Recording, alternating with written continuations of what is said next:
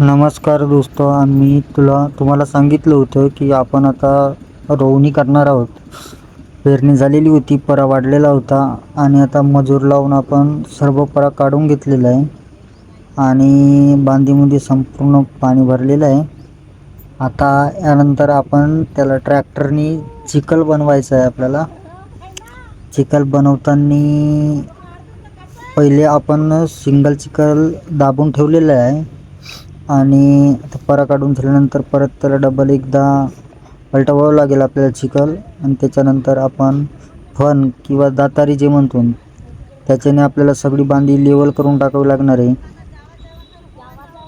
आणि त्याच्यानंतर मग याच मजुराच्या हाताने एक एक एक एक अशी रोवणी करायची आहे आपल्याला. तुम्हाला संपूर्ण रोवणीचा पण व्हिडिओ दाखवेनच मी. तत्पूर्वी तुम्हाला सांगितलं होतं मी की याची कशी पेरणी करतात आणि कशी रोवणी करतात, त्यासाठी हा व्हिडिओ मी तुम्हाला आज बनवायचं ठरवलं आहे. तर बघा, अशा प्रकारे आपण हाताने सर्व परा काढून टाकतोय आणि त्याची छोटी छोटी अशी पेंड बांधलेली आहे. ते पेंड याच्यासाठी की जेणेकरून आपण बांधीवरती पसरवायसाठी सोपी होते आणि बाई एक एक पेंड सोडून ती हाताने लगेच रोवायला घेते.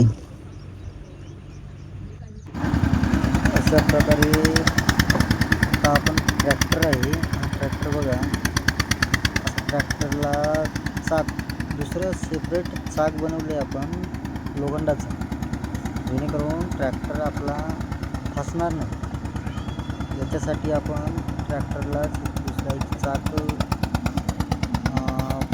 पट्टी अँगलचं एक चाक बनवलेलं आहे आणि त्याच्याने तो फसत पण नाही. आणि दुसरी गोष्ट म्हणजे जे चिखल बनवायचं काम जे आहे ते एकदम योग्य पद्धतीने होतं. अशा प्रकारे रोवायच्या आधी आपल्याला पाणी टाकून सगळी दलदल चिखल बनवायची आहे. अशा प्रकारे आपण आता चिखल बनवतो. ज्या लोकांनी कधी भाताची शेती बघितली नाही त्यांना सांगू इच्छितो की आपण भाताची शेती अशा प्रकारे करतो. आणि एक दुसरी पद्धत सांगितली जी गरमीमध्ये आपण पेरणी करतो. गरमीमध्ये पेरणी केली की त्याचे व्हिडिओ तुम्ही बघतच आहात, दररोज त्याचे व्हिडिओ अपलोड होतच आहेत. पण आपण परा जर टाकला तर त्याची रोवणी कशी करतात याच्यासाठी हा तुम्हाला ही पण पद्धत दाखवतो.